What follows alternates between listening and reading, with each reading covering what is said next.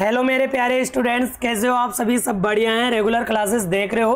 तो आज की इस क्लास के अंदर जो आपकी फ्लेमिंगो बुक है उसका 4th चैप्टर हम लर्न करने वाले हैं, जिसका नाम है द रेट ट्रैप, चूहेदानी, है ना। बहुत इंटरेस्टिंग चैप्टर है और इससे रिलेटेड एग्जाम में बहुत सारे क्वेश्चन पुटअप किए जाते हैं और अधिकतर इसमें से लॉन्ग क्वेश्चन पुटअप होने के चांस होते हैं। तो देखिएगा, इससे पहले मैं ऑलरेडी 3 चैप्टर यहाँ पे कंप्लीट करा चुका हूँ, तो अभी तक आपने वो क्लासेस नहीं देखी तो वो क्लासेस ज़रूर देख लेना। आज अपना रेट ट्रैप का फर्स्ट पार्ट कंप्लीट कराएंगे, मतलब इसके अंदर जितना हो सके इस चैप्टर को मैं कंप्लीट कराऊंगा। इसकी लगभग 3 क्लासें मैं आपको प्रोवाइड कराऊंगा, ठीक है ना डियर। तो देखिएगा, जो द रेट ट्रैप है इसके ऑथर का नेम है सेल्मा लेगरलोफ, ठीक है। और ये एक स्वीडिश राइटर है जिन्होंने कई स्टोरीज लिखी और बाद में कई लैंग्वेज के अंदर इसको ट्रांसलेट किया गया है। तो एग्जाम में आपको ऑथर से रिलेटेड कोई भी क्वेश्चन पुटअप नहीं किया जाता है, तो ये ऑथर से रिलेटेड पैराग्राफ था। हालांकि इस पैराग्राफ में कोई ये मेंशन नहीं किया गया है कि इस चैप्टर के बारे में क्या है, ठीक है। होता तो मैं ज़रूर बताता। हम आगे पढ़ते हैं और ये कुछ यहाँ पे ग्लोसरी आपको दे रखी है, 1 वर्ड है। तो आपको क्या करना है, जब ये चैप्टर लर्न कर रहे हो तो उस समय आपको केयरफुली इन वर्ड को देखना है और इनका मीनिंग देखना है कि इनका मीनिंग क्या है। तो मैं स्टार्ट करता हूँ, पेन पेंसिल साथ में लेके बैठना डियर, देखिएगा। और भाई वर्ड मीनिंग अगर साथ के साथ याद करोगे ना तो देखिएगा आपको जो क्वेश्चन आंसर याद करने की समस्या है वो नहीं होगी। तो देखिएगा, वंस अपॉन ए टाइम, यानी एक बार की बात है, देयर वॉज अ मैन, एक व्यक्ति था, who went around selling small rat traps of wire। तो देखिएगा, went around selling small rat traps of wire यानी तारों की बनी हुई छोटी छोटी रेड ट्रैप्स बेचा करता था, चूहेदानियाँ बेचा करता था। यानी घूम घूम कर क्या करता था, वो चूहेदानियाँ बेचा करता था जो वायर होते थे, तार होते थे उनके। ही मेड देम हिमसेल्फ, वह स्वयं से बनाया करता था। देखो, ये इसका रिफ्लेक्सिव प्रोनाउन होता है हिमसेल्फ, तो वह स्वयं इनको बनाया करता था एट ऑड मोमेंट्स। देखो, एट ऑड मोमेंट्स का मतलब होता है कभी भी किसी भी समय, यानी कोई फिक्स समय नहीं था उसका, जब समय मिले वो बना लिया करता था। From the material he got by begging in the stores और at the big farms.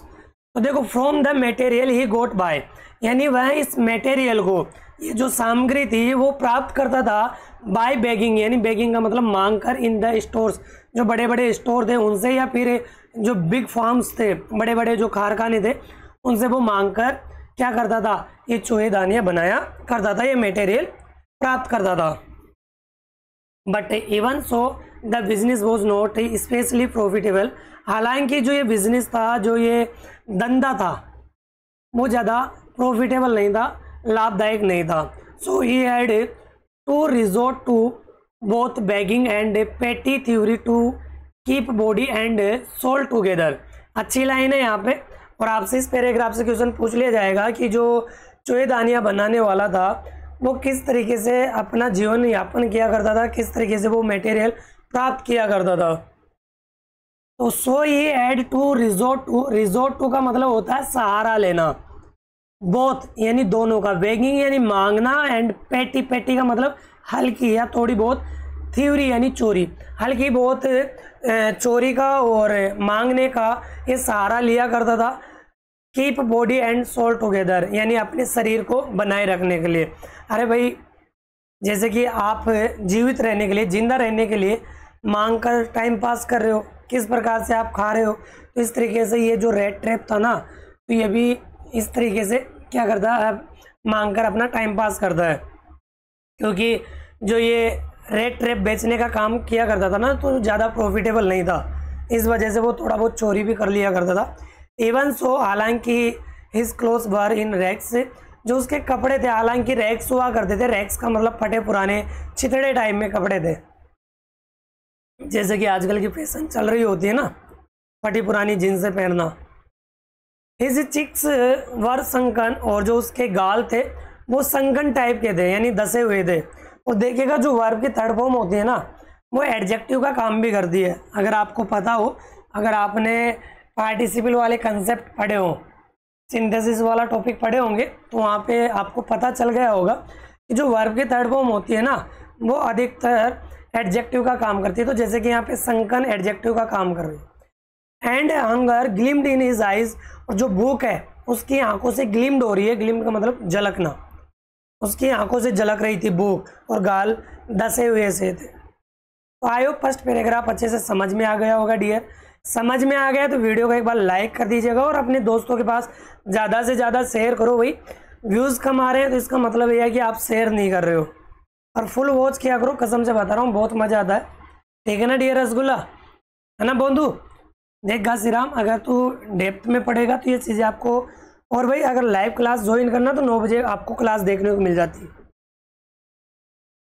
No one can imagine, कोई इमेजिन नहीं कर सकता, कोई इमेजिन नहीं कर सकता कि how sad and monotonous life can appear to such है बैकबोन। बैकबोन का मतलब होता है घुमक्कड़। तो देखो इमेजिन, कोई इमेजिन नहीं कर सकता कि वो कितना उदास, कितना मोनोटोनस था। मोनोटोनस का मतलब होता है निराश, उबाव, है ना। उदास का ही सिमिलर वर्ड है एक तरीके से।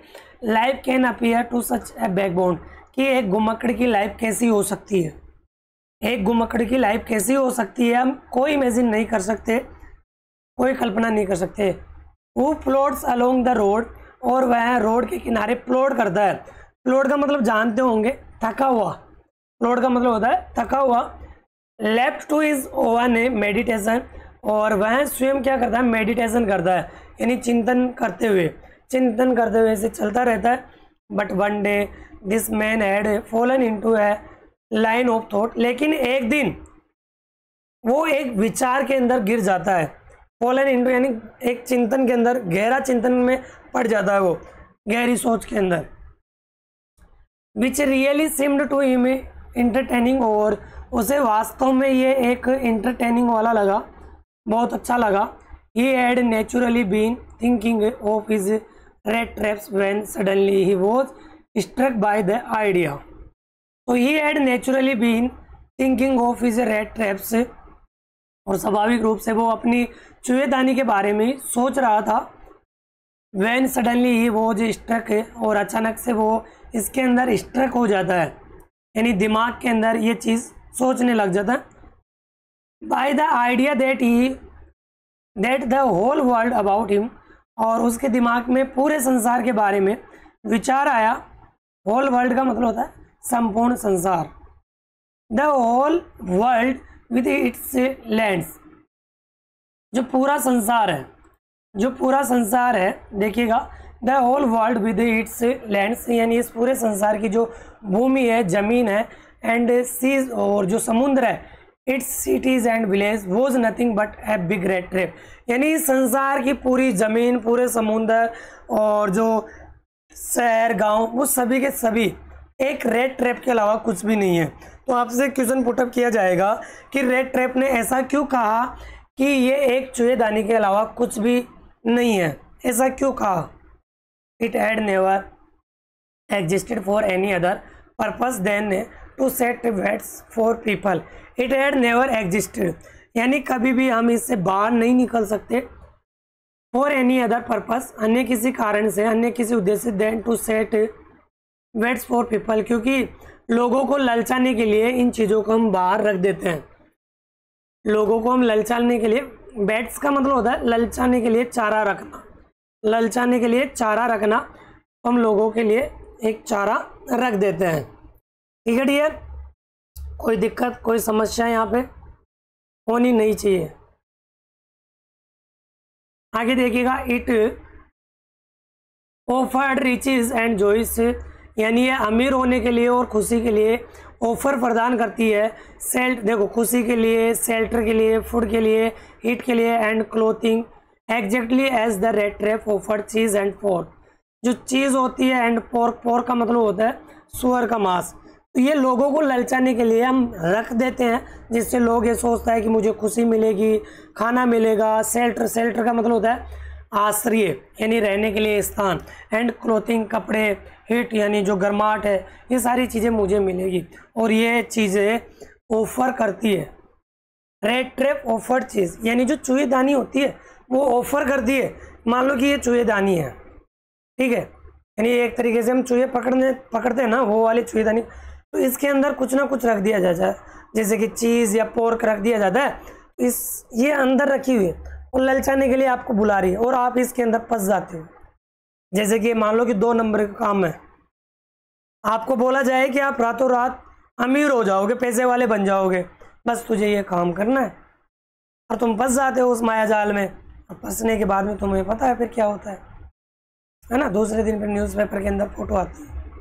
तो यही काम होता है। जैसे कि यहाँ पे लेखक बता रहा है कि एक रेड ट्रैप के अंदर ये चीज़ें रख दी जाती है जिससे लोग उसकी ओर आकर्षित होते हैं। And as soon as anyone let himself be tempted to touch the bait, और हर कोई एनी वन लेट हिमसेल्फ यानी अपने आप को टेम्पटेड करता है यानी आकर्षित होता हुआ देखता है टू टच द बेड, कि मैं इस बेड को क्या करूं, टच कर लो, यानी इस ललचाने वाले चारे को क्या करूं, टच कर लो। It closed in on him, और वो उसके अंदर क्लोज हो जाता है, बंद हो जाता है। And then everything came to an end, और इस तरीके से उसका अंत आ जाता है। ठीक है, आगे देखिएगा। थोड़ा पानी पी लेता हूं मैं, तब तक आप वीडियो को लाइक कर दीजिएगा और फटाफट से वीडियो को शेयर करो।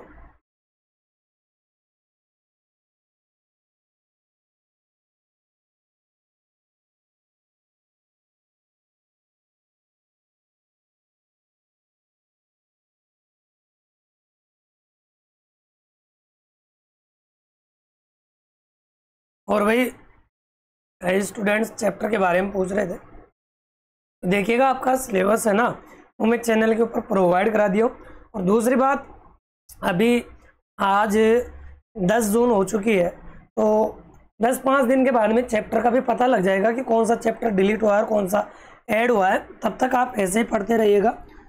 हो सका तो शायद प्रीवियस ईयर की तरह ही आपका ये जो चैप्टर है, लेसन है, सेम एज इट इज रख दे।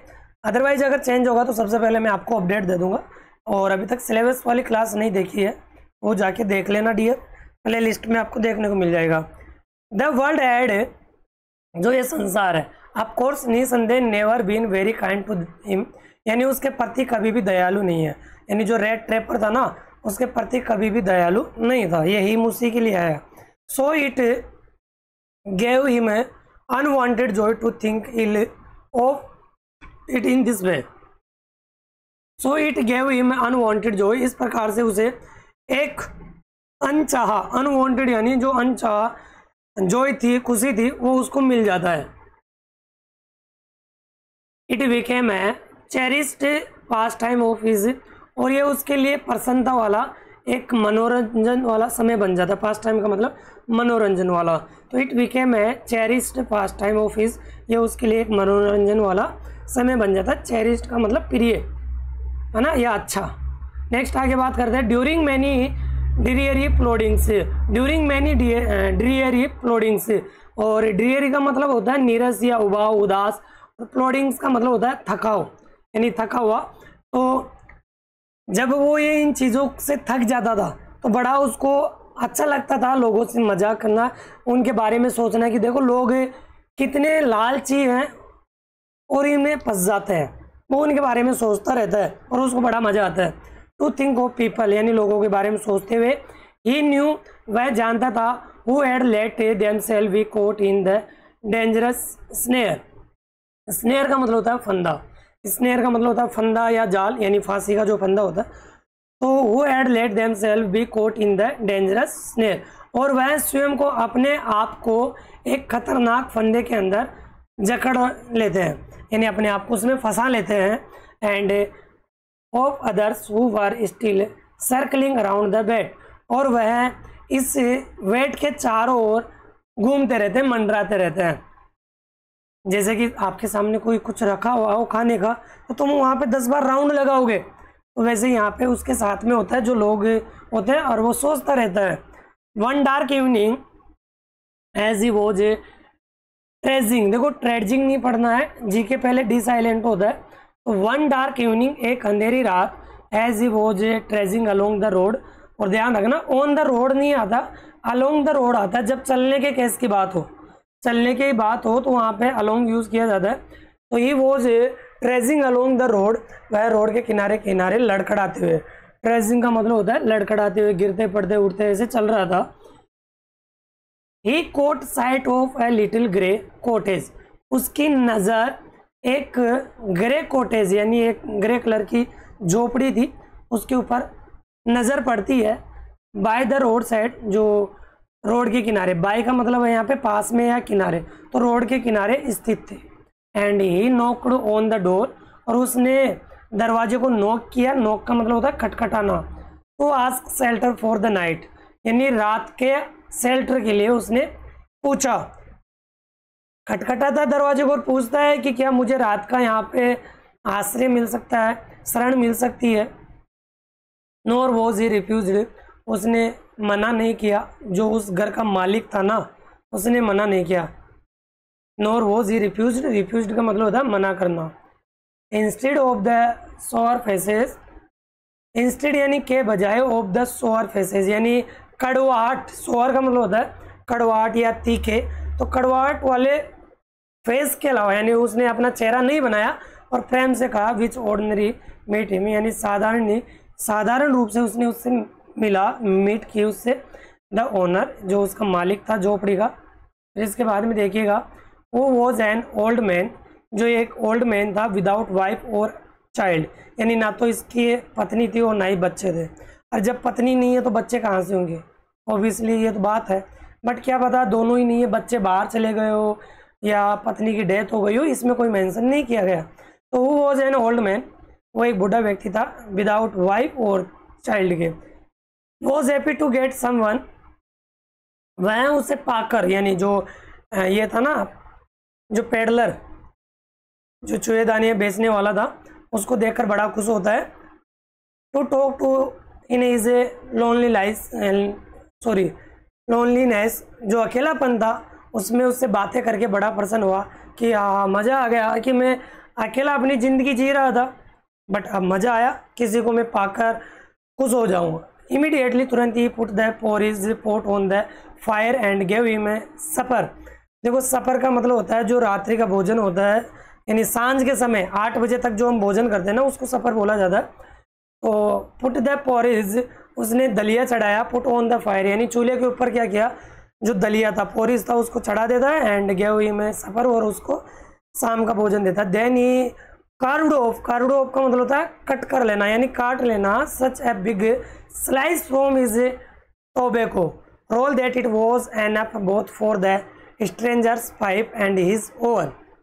तो वो एक तंबाकू के रोल जानते होंगे कि एक तंबाकू का ऐसा गोल गोल सा एक रहता है, जिसमें से एक टुकड़ा, एक स्लाइस लेता है और क्या करता है वो, इट वॉज एनफ यानी दोनों के लिए पर्याप्त था। फॉर द स्ट्रेंजर यानी अजनबी के लिए, जो अजनबी के चिलम, यहाँ पे पाइप का मतलब है चिलम, एंड हिज ओन, और स्वयं की चिलम के लिए, दोनों के लिए पर्याप्त था।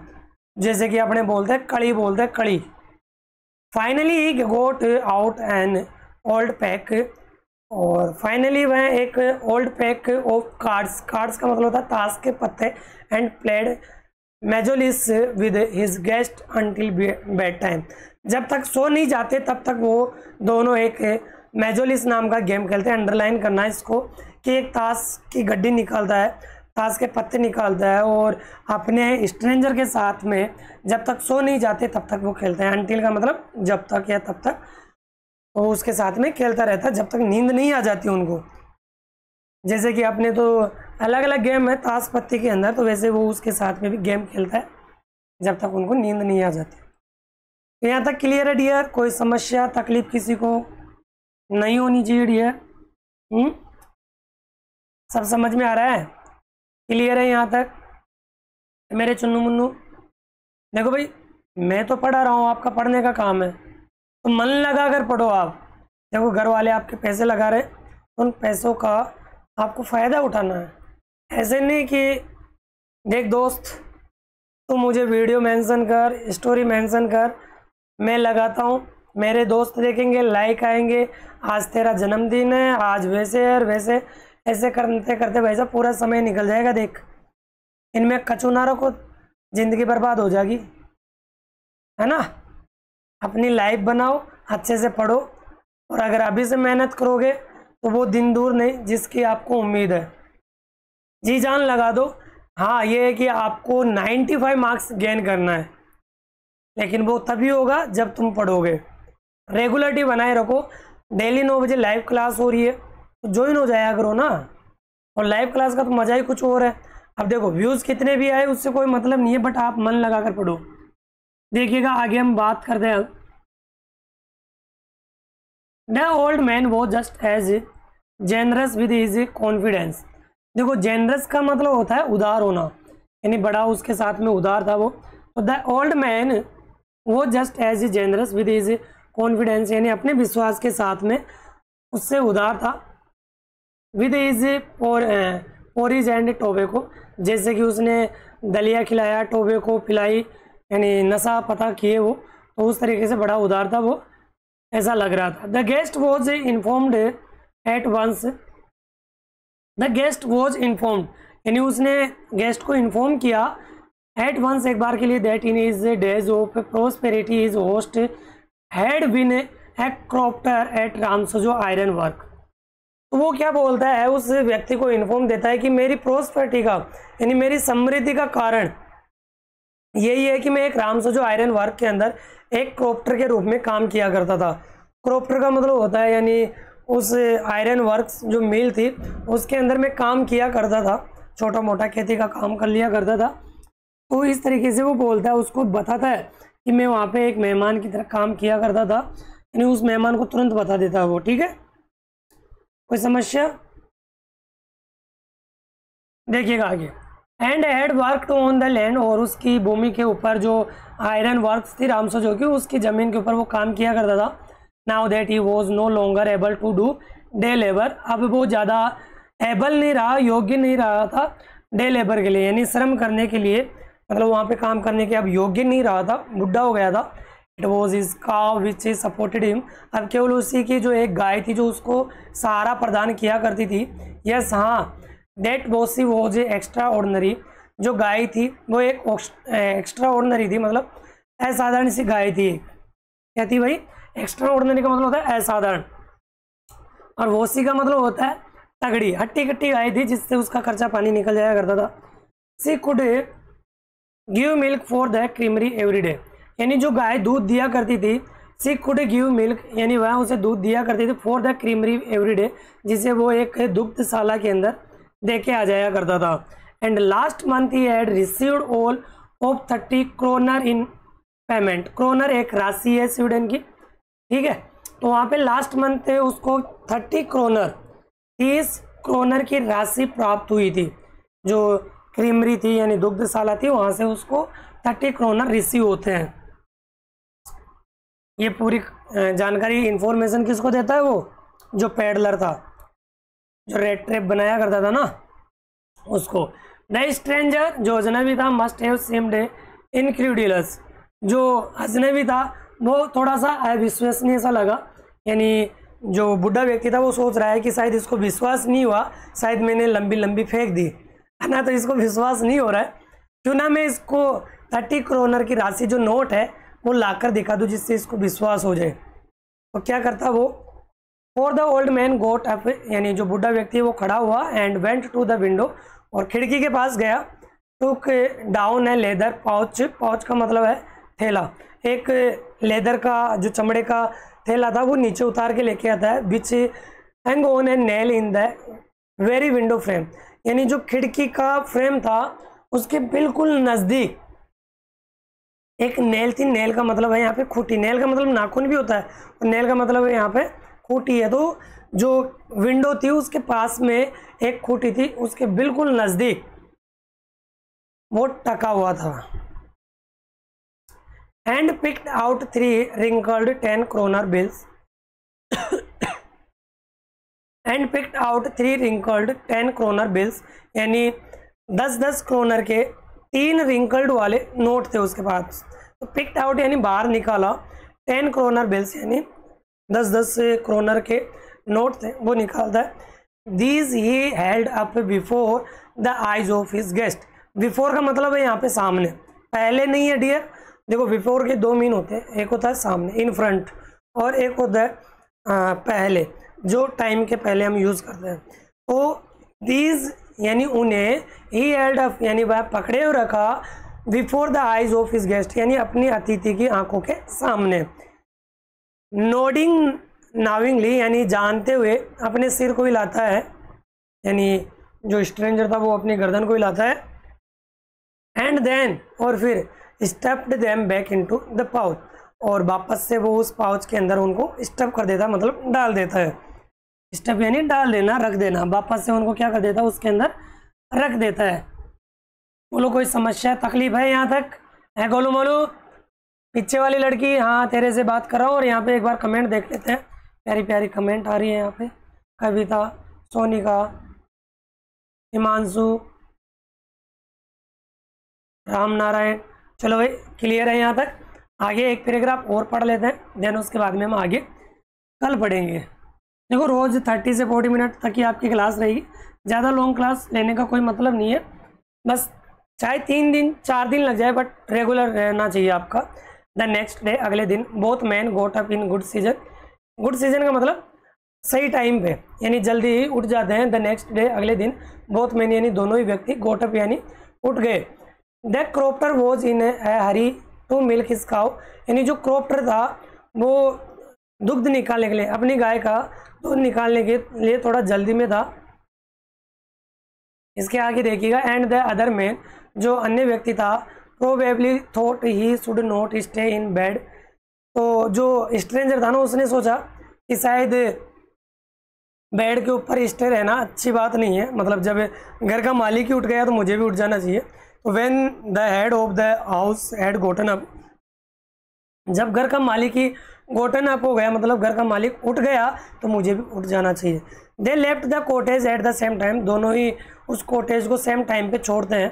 The क्रॉप्टर locked the door and put the key in his pocket, जो क्रॉप्टर था उसने दरवाजे को लॉक किया और जो उसकी चाबी थी उसको अपने पॉकेट के अंदर रख लेता है। The man with the rat traps said goodbye, और जो the man with the rat traps यानी रेड ट्रैप से कहा, सेड गुड बाय यानी अलविदा, एंड थैंक यू और धन्यवाद, and thereupon each went his own way, और फिर इसके बाद में दोनों अपने अपने रास्ते पे चले गए। ओन वे का मतलब अपने अपने रास्ते पे चले गए। एक पैराग्राफ और पढ़ लेते हैं, चलो ये पैराग्राफ कंप्लीट कर लेते हैं। अभी तक कितना टाइम है? 3 मिनट हो रहा है लगभग, 30 मिनट तो कंप्लीट करें। But half an hour later, later का मतलब बाद में, आधे घंटे के बाद में, the rat trap peddler stood again before the door, आधे घंटे के बाद में जो रेड ट्रैप था, rat trap peddler stood again before the door, यानी आधे घंटे के बाद में उस दरवाजे के सामने वापस आके खड़ा हो गया। क्यों खड़ा हुआ? क्योंकि उसका जो जी है ना, मन है, वो ललचा गया था, चोरी करना था ना, इसलिए। He did not try to get in, however, यानी उसने बिल्कुल भी कोशिश नहीं की, उसने बिल्कुल भी क्या नहीं, कोशिश नहीं की।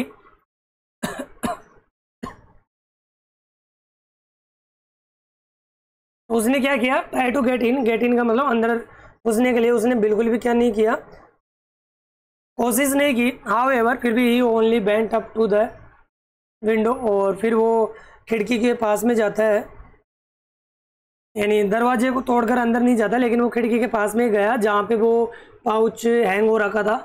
स्मैश्ड ए पेन, और जो पेन था, पेन का मतलब जो खिड़की के अंदर शीशा लगा हुआ था उसको स्मैश्ड करता है, स्मैश्ड का मतलब तोड़ देना। स्टक इन हिज हैंड, और अपना हाथ उसके अंदर डाल देता है। And got hold of the pouch with the 30 kroner, and got hold of the pouch, जो पाउच था उसको अपने हाथ से पकड़ लेता है विद 30 kroner, जिसके अंदर 30 kroner रखे हुए थे। He took the money and thrust it into his own pocket. 1 minute रुकना।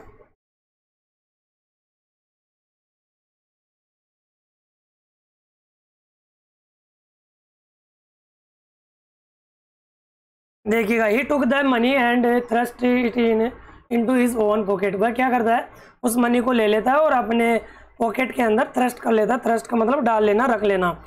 Then he hung the leather pouch very carefully back in its place and went away, और वह उसे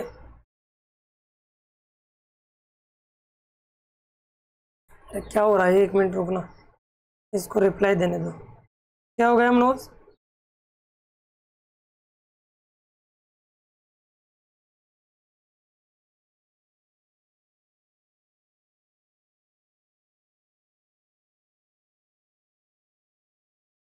देखिए, देन ये the leather pouch very carefully, और वह सावधानी से वापस से उसको क्या करता है, वो वापस उसी जगह पे टाक देता है इन its place and went away, और दूर चला जाता है।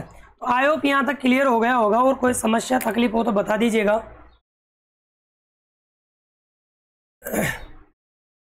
बताइएगा जल्दी से।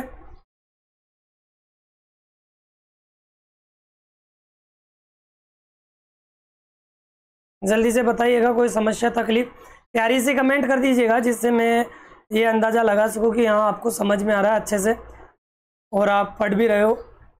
प्रियांश से फटाफट से बताइएगा, अनुराज, कोमल, दिव्या, प्रीति, बताइएगा कोई समस्या है किसी को?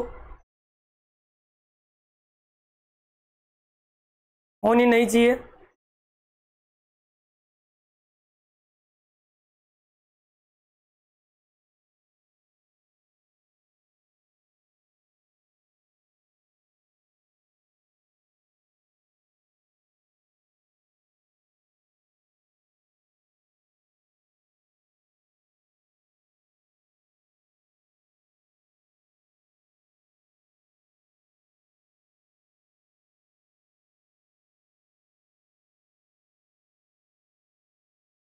चलो भाई, नेक्स्ट वीडियो मिलते हैं, तब तक के लिए बाय बाय, टेक केयर।